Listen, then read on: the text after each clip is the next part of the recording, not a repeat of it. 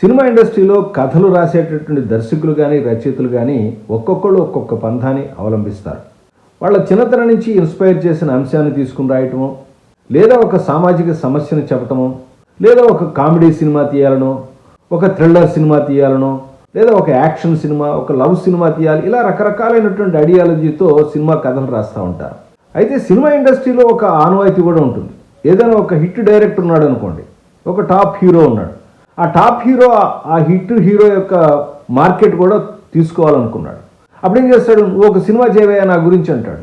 అప్పుడు డైరెక్టర్ ఏం చేస్తాడు, ఆ టాప్ హీరో నటించిన సినిమాలన్నీ చూసి ఆయన అభిమానులకి ఆయనలో ఉన్నటువంటి టాలెంట్ మొత్తాన్ని కూడా అభిమానులకి మరొకసారి పరిచయం చేసేటట్టుగా ఒక కథ రాస్తాడు, ఒక కథ అల్లుతాడు, లేదా తన గ్రూప్తో అప్పటికప్పుడు ఒక కథ తయారు చేస్తాడు. అలా తయారు చేసిందే ఈ సంక్రాంతికి వచ్చిన మన శంకర వరప్రసాద్ అనే సినిమా.